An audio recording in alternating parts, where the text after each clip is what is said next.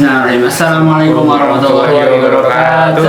Waalaikumsalam warahmatullahi wabarakatuh. Insya Allah nih pada kesempatan kali ini kita akan mengadakan podcast yang dihadiri oleh Ustadz Gofar yang insya Allah akan membimbing kita dalam podcast kali ini serta memberikan ilmu-ilmu apa aja sih yang bakal kita dapat di podcast kali ini. Langsung saja saya sebagai moderator Kena Jantara Sidan. Saya Muhammad Gozi. Saya Ahmad Mustafa. Dan langsung saja kita akan mulai podcast pada kesempatan kali ini. Semoga dilancarkan dan dimudahkan. Amin. Nah, kebanyakan orang takut AI itu menggantikan pekerjaan mereka. Dan menurut Bapak, bagaimana sih cara terbaik kita bisa bekerja sama ataupun bahkan memanfaatkan AI, tapi bukan cara bersaing, kita bagaimana memanfaatkan sebaik mungkin, apalagi dalam hal bisnis itu. Bagaimana menurut Bapak? Oke, yang pertama tentunya karena adanya teknologi ya, udah pasti memudahkan orang. Justru yang dikhawatirkan adalah kenapa dia harus takut tergantikan oleh AI gitu kan. Padahal AI itu adalah justru sebagai alat bantu yang memudahkan kita. Ya, logikanya seperti ini. Kalau dulu itu misalkan kita memindahkan suatu barang itu kita angkat sendiri itu capek gitu kan. Nah, sekarang ada yang namanya alat bantu, misalkan kayak gimana sih caranya memindahkan barang yang berat, sangat berat, itu kan kita menggunakan alat konstruksi gitu ya, seperti mobil pick up atau truk dan lain sebagainya gitu kan. Itu yang memudahkan kita. Nah, mungkin di dalam bisnis ini kita lihat sekarang itu sudah berbeda zamannya ya. Zaman saya dulu ketika masih media cetak di mana-mana gitu ya, orang mungkin mempromosikan bisnisnya itu menggunakan media cetak, sama sekarang yang serba online ya, walaupun ada plus minusnya, tapi ya gimana pun kita harus melihat tren itu sampai mana begitu. Kita harus melihat teknologi itu justru jangan kita jadikan sebagai kesulitan, tapi kita harus beradaptasi untuk menggunakan teknologi tersebut. Nah, menurut Bapak nih, sejauh ini peluang apa aja yang Bapak dapat dari memanfaatkan teknologi dalam bisnis Bapak? Oke, peluang yang saya dapat, yang pertama karena otak manusia mungkin terbatas ya. Karena contohnya saya dengan Mustafa, dengan Bara, dan juga dengan Kenan, kan kita memiliki pandangan yang beda gitu. Begitupun dengan kecerdasan buatan atau AI itu sendiri gitu kan. Nah,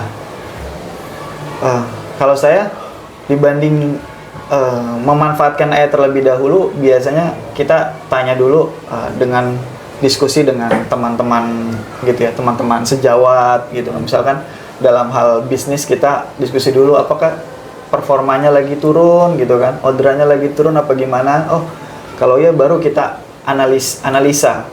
Nah, karena analisa setiap orang ini berbeda-beda gitu kan, ya nggak apa-apa kita minta bantuan AI gitu. Kalau kita sudah stuck gitu, misalkan mencari tren pasar. Nah ya, tren pasar yang ada di dunia bisnis ini, yang ada di dunia sekarang ini, itu semuanya sebetulnya adalah settingan gitu ya. Settingan dalam artian siapa sih yang menciptakan tren pasar itu gitu kan. Apakah tiba-tiba kayak sekarang misalkan kayak Pak Gofar kan bisnisnya kan di dunia perkonveksian gitu ya, selain juga tugas utamanya menjadi guru gitu kan, tapi di luar punya usaha kecil-kecilan lah ya, namanya konveksi gitu kan. Nah, trennya kalau dulu itu, kalau kalian perhatikan, jersey itu kan cuma polos gitu ya. Sekarang kan udah ada namanya digital printing.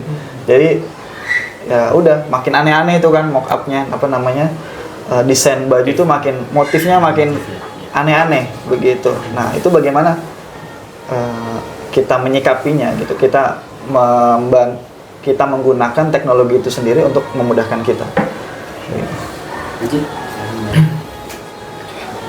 Nah, yang kedua, buat Bapak nih selaku pembisnis konveksi, apa sih tantangan yang paling besar dalam mengintegrasikan AI ke dalam workflow harian bisnis, bagaimana membagi keuntungan dan apa sih tantangannya yang tercipta jika AI ada bagi workflow harian bisnis Bapak. Oke. Untuk sejujurnya saya belum terlalu menggunakan AI dalam usaha ini, gitu ya. Paling yang pernah saya lakukan adalah misalkan saya mau mengupload sesuatu, mengupload feed gitu ya, ataupun reels atau apa gitu ya. Nah, maka captionnya adalah saya menanyakan AI kira-kira caption apa. Misalkan contoh hal sederhananya adalah mencari kita pengen jualan tapi jualannya itu soft gitu ya, tidak hard gitu. Kita pengen jualannya itu soft, secara lembut tapi ngena gitu ke konsumen. Kira-kira menurut kamu cara penyampaiannya itu gimana? Kan kita nggak langsung, misalkan saya mau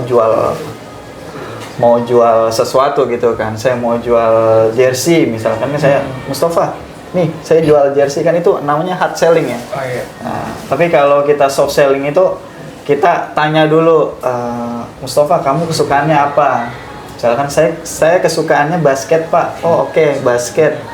Kamu sudah punya baju atau belum? Nah itu namanya soft selling begitu. Nah kebetulan ada yang namanya makan di saat berbicara, nggak makan berbicara ya, maksudnya kita mengadakan konsumsi gitu Pak. Kita terlebihkan karena Biar gak tegang Pak. Jangan tutup ya. Bisa dua dulu. Nah ini ada konsumsi bisa dibagikan. Bar tolong. Nah itu Bapak. Bara dan. Makasih. Nah, sip, mantap sekali. Oke nih, kita lanjut lagi ke topik-topik selanjutnya, yaitu ini kita sekedar ngobrol tentang bisnis dalam teknologi aja ya. Baik. Sejauh Bapak menerima digital printing yang Bapak sebut tadi, apa sih yang bisa Bapak hasilkan dari digital printing dibandingkan cetak-cetak dari alat-alat sebelumnya ketimbang digital printing gitu loh Pak?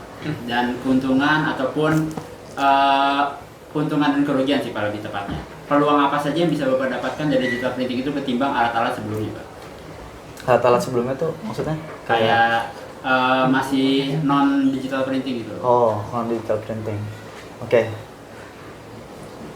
Yang pertama pasti di bisnis di dunia fashion tuh nggak akan pernah mati gitu ya. Pasti semakin tahun misalkan contohnya baru. saja ada model baru, kemudian ada mungkin tren pasar itu ada supply and demand-nya gitu ya. Ketika kita membuat sesuatu, ada nggak permintaan publiknya gitu kan.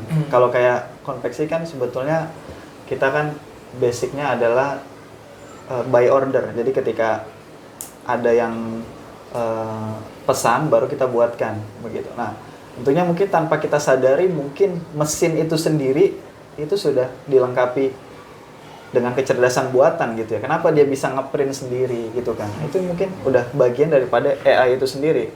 Kenapa kok dia bisa membaca gambar gitu kan? Nah, mungkin semakin kesini ya tentunya kita melihat namanya desain yang macam-macam gitu kan, baru kita bisa gitu melakukan itu. Terus bagaimana Bapak menyimbangkan antara waktu kerja dan waktu pribadi dalam keseharian Bapak? Waktu kerja dan waktu pribadi dalam keseharian. Oke. Jujur saja kadang-kadang AI itu membantu banget gitu. Contohnya misalkan dalam mengatur administrasi gitu kan. Misalkan kayak mengatur jadwal besok gitu kan. Besok kita mau ngapain aja. Kita tanya tuh ke AI gitu. Tapi kalau sudah di rumah ya sebisa mungkin kalau waktunya untuk keluarga ya untuk keluarga gitu. Jadi kita gimana caranya manajemen waktu yang baik itu adalah menggunakan waktu dengan sebaik-baiknya. Likulli makomin makolun, walikulli makolun komin. Di setiap perkataan itu ada tempatnya, dan di setiap tempat itu ada perkataannya, gitu. Ya. Gimana? Ada yang mau ditanyakan? Cukup Pak. Gimana sih Bapak bisa mengikuti algoritma zaman permodelan yang semakin lama berubah? Algoritma permodelan. Oke. Kayak Bapak gimana sih ngikutin perubahan zamannya model zaman kayak sekarang. tahun Iya. 90 tuh kayak gimana, Dari- tahun 2000 tuh kayak gimana. Dari dulu sampai sekarang. Tren gitu maksudnya, Iya, tren. tren. Sekarang Ha-ha. jadikan target pasar gitu. Oke. Nah, target pasar kan selain mungkin ada yang menyeting gitu ya. Kan kita ngelihat apa namanya? Pasar itu kan dibentuk oleh sendiri. Jadi ada yang namanya ilmu membaca tren itu sendiri, atau ilmu yang menciptakan tren itu sendiri gitu kan. Misalkan ya mau nggak mau, kalau dunia perkonveksian itu dia tidak mau mengikuti perkembangan zaman, ya, orang akan bosan dengan model yang seperti polos-polos aja. Pasti akan bosan. Nah, gimana caranya kita melihat peluang itu, lalu kita lihat, oh ternyata orang Cari ini yang lagi rame. cari yang lagi rame misalkan. Sekarang mungkin nanti ke 5 tahun atau 10 tahun ke depan akan berganti itu. Iya juga. Kita nggak ada yang memastikan itu kan. Mungkin sekarang trennya digital printing. Mungkin suatu saat nanti 10 tahun lagi, atau zaman kalian sudah dewasa gitu kan, sudah mampu menciptakan lapangan kerja sendiri, itu mungkin sudah nggak laku lagi tuh. Iya sih, tren-tren yang baru. Tren bagaimana sih? Nah, dari sini juga gimana sih Bapak itu bisa melihat peluang yang begitu bermanfaat terkait memproses bisnis Bapak di dalam tren kali ini, kayak apa sih peluang Bapak dalam cara Bapak mengikuti tren itu gimana sih? Maksudnya cara melihat peluang Bapak ke target pasar dalam melihat tren-tren saat itu gimana? Oke. Peluangnya itu pertama kita lihat itu analisa dulu gitu. Kita analisa kira-kira kebutuhan pasar apa. Terus setelah kita analisa, kita cari pembanding dulu. Setelah kita bandingkan, kira-kira sektor mana yang bisa kita ambil gitu dalam bisnis kita. Mana yang bagus kita ambil ke dalam bisnis kita, kemudian kita terapkan gitu. Contohnya tadi misalkan AI dalam hal memposting misalkan. Nah, kalau kalian lihat bahasanya itu ya, kalau dulu mungkin ada yang namanya social content apa namanya? Social content Itu kan. Social content spesialis gitu ya. Spesialis dia membikin konten gitu kan. Jadi konten itu ada ilmunya sendiri. Gimana kamu ketika melihat sebuah konten, Biar rame gitu. kemudian kamu nggak skip gitu loh. Kan biasanya kamu kalau ngeliat sebuah konten kan, Biar menarik. ketika kamu melihat konten terus kamu langsung skip kan. Nah, berarti itu ada 1-3 detik yang harus si pembuat konten ini membaca psikologi kamu begitu. Gimana caranya 1-5 detik itu kamu di situ tertarik. Betul. Makanya contohnya misalkan kalau di awal pembukaannya yang bagus, kalau itu video gitu kan. Kalau itu YouTube short Kasih potongannya yang menarik. betul, potongan yang menarik, dikasih cuplikan awal lah ibaratnya. Nah, buat yang nggak tahu, Pak Gofar ini punya bisnis yang namanya apa, Pak? Ya, saya punya bisnis yang namanya Super Shoot Nah, Apparel. Super Shoot itu bisnis Apparel.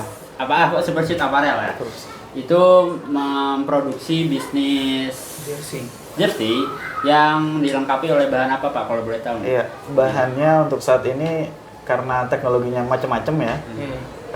Kita masih menggunakan bahannya, biasanya yang masih sering digunakan pasar itu bahan Milano, bahan emboss, ada juga bahan Puma, macam-macam lah.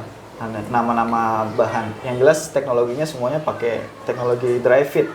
Jadi dia menyerap keringat. Nah, itulah kenapa ketika kita berolahraga itu keringat kita seakan-akan terserap Nah, karena menggunakan teknologi itu. Beda kalau kamu olahraga pakai kemeja nih, karena dia tidak punya menggunakan teknologi dry fit itu, jadi kamu tidak nggak bisa menyerap keringatnya gitu. Akhirnya menimbulkan bau badan yang kurang sedap.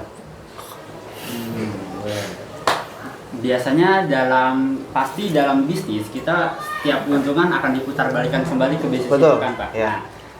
Gimana sih Pak cara kita mengatur, menganalisis keuntungan ataupun kerugian di masing-masing bulan untuk diproses lagi ke dalam bisnis tersebut itu Pak? Oke. Yang pertama, hal basic yang pertama itu harus memisahkan antara uang pribadi sama uang usaha. Nah, ini jangan sampai kecampur nih.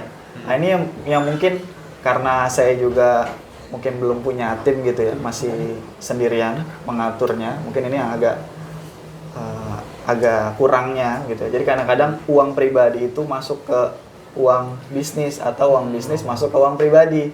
Karena rekeningnya sama gitu kan. Nah, ini harusnya yang dibedakan. Jadi ketika ada untung itu kita gulung lagi. Ya, kita gunakan lagi buat apa nih? Misalkan kayak kalau saya di dunia konveksi gitu ya. Saya punya untung misalkan 5 juta. Dan 5 juta ini saya kembangkan lagi ke apa? Misalkan ada alat press baru lagi nih. Kayaknya saya butuh alat press baru lagi satu. Biar makin bagus. Gitu. Atau saya mau cari dari brandingnya, misalkan dari segi dari segi ini packagingnya gitu ya, packaging gitu kan. Nggak asal orang beli terus dikasih plastik doang kan, ya orang nggak kurang menarik kan di situ. Tuh. By the way Pak, kita masih lanjut dari yang packaging tadi nih Pak. Nah, Ya. Di bisnis Supershoot Bapak packaging apa aja sih yang bisa didapat gitu loh dari bisnis baju ataupun aparel tadi yang bisa dapat dari packaging yang berbeda nih? Bapaknya dapat apa ya? Kayak misal ukuran enggak sih tadi setiap selain baju Bapak kalau boleh tahu ada apa lagi Pak? Selain baju yang bisa saya produksi kayak contohnya kaos ya, kaos, jaket sama kemeja. Paling itu sih saya basicnya. Spesialisnya di jersey, tapi kaos juga bisa, jaket juga bisa. Karena ada beberapa sekolah ternama gitu ya. Sambil makan boleh silakan. Karena saya bisa sambil makan ya. Ya Pak, silakan Pak. Mantap. Nih sayang nih kalau nggak dimakan gitu kan, ada yang dihidangkan di depan kita. Ya, contohnya ini nih kayak ini produk ini kan bagus packagingnya gitu ya. Jadi membuat orang lebih tertarik untuk membeli. Tuh. Nah, saya mau nanya nih Pak. Ya. Dari masing-masing produk yang Bapak sajikan, apa sih yang membedakan antara jaket, kemeja, jersey, baju dan lain-lain dalam jenis-jenis promosi 200 sampai 300 gitu. Pernah dalam 2 hari gitu ya. 2 hari dapat orderan itu pusing kita ya. Sayanya pusing maksudnya dari sekolah gitu. Dari orang luar gitu kan. Dari orang luar, entah itu teman kah. Gitu kan, pasti kalau kita jualan kan ke teman dulu. Habis itu tapi kalau kita masih mengandalkan teman terus ataupun teman-teman terdekat kita, suatu waktu dia tidak order kita lagi, maka itu yang susah. Makanya kita harus cari dari yang lain. Nah, untuk itulah kita menggunakan teknologi. Mungkin tanpa AI pun juga sebetulnya bisa aja. Kayak ada teknologi Google Maps gitu ya.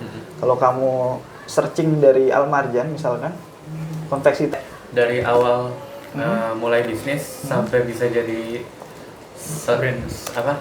sampai bisa jadi saat ini. Itu gimana Pak proses perjalanannya, sejarahnya dari awal sejarahnya? Makan dulu dong, baru ngomong. Oke. Dari awal ya. Pertama ya, tidak dipungkiri juga saya punya privilege juga. Privilege saya itu adalah punya orang tua yang memang usaha di bidang itu.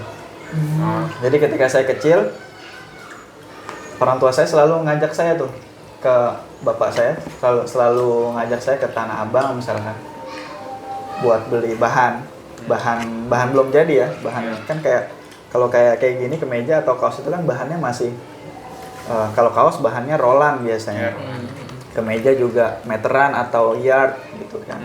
Nah, jadi saya tahu tuh, dikasih tahu nih kalau beli bahannya di sini begitu. Terus kita tahu dari awal sampai akhir berapa. Jadi kita bisa menentukan HPP atau harga awal kita sebelum kita menjual. Begitu. Nah, awal mulanya itu dari situ. Kemudian setelah itu lama saya di pondok gitu kan, dalam ilmu agama segala macam. 2016 saya keluar, saya selesai S1. Habis itu saya melihat usaha keluarga saya belum ada Google Maps dan lain-lain, belum ada digitalisasinya. Akhirnya saya inisiatif, saya yang membuat pertama kali Instagramnya gitu ya, namanya H5S Collection. Instagramnya saya buat, dari Google Mapnya saya buat, websitenya dulu sempat ada. Jadi dulu sempat saya bikin website h5s.co.id. Boleh dicek tuh. Ya. Tapi sekarang websitenya lagi, kalau kita lihat kayak tulisannya kayak maintenance atau apa gitu ya. Tapi ya cuma bisa paling di Google Maps sama Instagram aja, H5S Collection. Gitu. Sejauh ini privilege apa sih yang Bapak tekankan dalam menjalankan bisnis kayak sampai kuat banget sampai Bapak bisa menjalankan walaupun ada keadaan di mana Bapak pasti turun banget, apa untung banget. Nah, di mana sih yang bisa privilege apa yang terus mensupport Bapak dalam keadaan seperti itu? Oke. Yang pertama tentu minat ya. Kita harus punya minat di situ dulu. Atau passion gitu kan. Ya. Passion atau minat kamu lah. Misalkan kalau kamu minatnya di bola, ya. Kalau kamu bisnisnya di dalam bola, ya, atau yang berkaitan dengan sesuatu yang di bola itu ya, oke-oke aja. Misalkan kira-kira apa yang bisa menghasilkan uang dari gambar itu, iya kan? Nah, dijual, betul produknya. Kalau Bara apa kira-kira? Sama Pak. Gambar juga. Gambar. Biasa orang-orang yang pintar gambar tuh kreatif loh. Saya sendiri pun saya nggak jago gambar. Saya kurang kreatif memang. Gitu saya akuin. Karena saya tidak suka menggambar. Karena dulu pemikiran saya ketika ada fotografi gitu ya, saya pernah mikir gini, saya itu bukan jago untuk motret, tapi saya harus ketika dipotret saya bagus begitu. Nah, akhirnya yang prinsip itu kemudian membuat saya salah. Lah iya, ternyata orang-orang itu sekarang harus perlu jago motret juga ya. Iya kan, buat menarik, buat apa gitu kan. Ya, itu sih prinsipnya harus kuat dulu. Kita harus suka terhadap apa yang kita kerjakan. Contohnya gini dah, kayak guru nih misalkan ya. Guru, kalau saya nggak suka mengajar, maka saya nggak lama jadi guru, itu paling cuma setahun 2 tahun. Tapi karena saya suka ngajar, saya dari 2016 setelah lulus saya ngajar sampai sembari jualan. Jadi saya menyebut istilah saya di bio saya itu, saya sebut entah teacherpreneur gitu ya. Jadi seorang guru sekaligus pengusaha gitu ya. Pak, Bapak gimana sih Bapak bagi-bagi tim bisnis Bapak gitu di dalam Ada bisnis yang bagi desain, ada yang promosi gitu. Gimana sih Pak? Kerjaannya dibagi. Membagi tugas ya. Iya. Tugas. Nah, ini yang paling penting buat seorang businessman atau seorang pemimpin sekalipun ya. Itu dia harus mampu melihat anak buahnya atau yang ada di pekerjanya, karyawannya, kira-kira keahlian apa yang dia miliki, kemudian mengeluarkan potensi itu atau bakat itu. Jangan sampai dia berbakat tapi dia tidak minat, atau kebalikannya, dia minat tapi dia tidak berbakat. Tapi kalau dia minat, dia tidak berbakat, itu masih bisa Diajarin gitu. iya, masih bisa belajar terus gitu ya. Tapi kalau dia ada bakatnya dia nggak minat, nah sayang Nggak bisa. potensinya. Potensi Nah, kecil. jadi pembagian tugas, jangan misalkan memang kalau awal-awal mula kita bisnis tuh semuanya kita tuh dari mulai Desain. ngedesain, dari mulai nyari pelanggan, dari mulai apa lagi memproduksi, ngepres, packing, wah bayangin capek ya kan. Kalau di dunia konveksi misalkan ya, tadi capek, misalkan kamu bagian yang nyari, kamu marketing. Nah, marketing nih kalau di dunia usaha dia Harus bagus. harus bagus. Harus menarik. Marketing itu adalah ibaratnya prajurit paling depan. Biar Tanpa marketing, ya tanpa marketing sebuah perusahaan itu akan ya nggak jalan.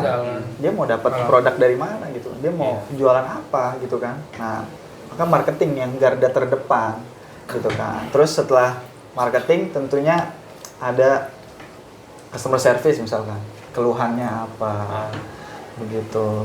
Kemudian bagian kamu misalkan bagian tim produksi, ya saya jangan sampai misalkan saya owner tadi ya, saya owner konveksi, jangan saya juga yang jahit, jangan saya juga yang motong. Jadi Bapak Waktu cuma saya habis. ngeliat Betul, aja gitu. memanage gitu kan, menjadwalkan menjadwal ini harus selesai kapan, sesuai deadline atau enggak. Nah, itu kita yang merancang sebagai pemimpin gitu ya.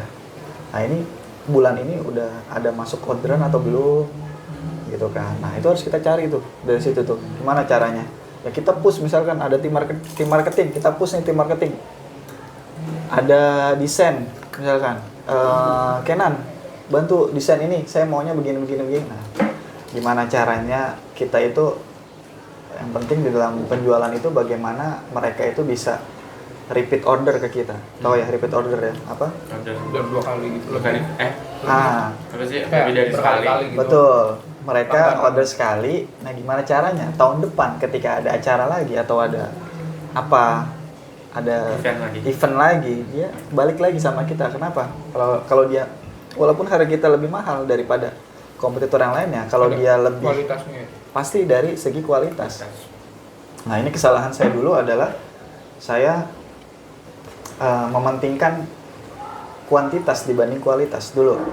Tapi sekarang seiring berjalannya waktu, saya mulai belajar, ternyata kualitas itu lebih penting. Jadi lebih penting kamu menjual satu produk yang kualitasnya bagus, tapi si A ini repeat order kamu lagi, dibanding kamu menjual 100 produk Tapi ke satu orang, tapi besoknya dia nggak order lagi ke kamu. Nah, bisa. itu. Nah, begitulah. Nah, Bapak ada rencana buka-buka cabang ataupun tempat-tempat lain nggak sih Pak yang Bapak lakukan di bisnis cabang tersebut? Ataupun Bapak hanya memfokuskan ke satu tempat di mana Bapak produksi bisnis tersebut loh Pak? Belum. Buat cabang ya. Kalau cabang sih mungkin agak sulit juga ya. Mungkin kalau umpama sekarang kan basicnya masih based on Bekasi gitu kan. Iya, bisa dikasih. Walaupun bisa orang dari luar negeri pun bisa beli gitu kan. Kemarin terakhir dapat orderan dari Timor Leste gitu kan. Bukan orang Timor Leste-nya sih, orang Indonesia-nya yang kerja di Timor Leste. Gitu saya juga nggak tahu, tiba-tiba ada orang yang ngechat gitu kan. Ada orang yang ngechat saya, Pak. Biasanya kan gitu. Atau Mas, Om, kayak ini betul konveksi? Iya betul gitu. Kita udah mau di akhir sesi nih. Nah, karena kita udah mau di akhir sesi, kita mau mengucapkan terima kasih kepada Bapak yang sudah memberikan ilmu yang sangat bermanfaat untuk anak-anak muda yang apalagi yang ingin membangun bisnis di usia muda. Bagaimana sih ketertarikan belajar algoritma bisnis di usia muda. Nah, dari sini kita juga belajar bagaimana sih cara berpikir 2 kali sebelum melakukan sesuatu agar tidak mengalami kerugian yang telah dialami oleh orang lain. Bagaimana kita belajar menelaah terhadap suatu materi untuk menghasilkan materi yang lebih baik di depannya. Oke, mungkin cukup untuk podcast kali ini ya teman-teman. Dan terima kasih kepada Pak Gofar sekali lagi. Sama-sama. Sekian dari podcast kami. Kurang lebihnya mohon maaf. See you next time. Wassalamualaikum warahmatullahi wabarakatuh. Waalaikumsalam.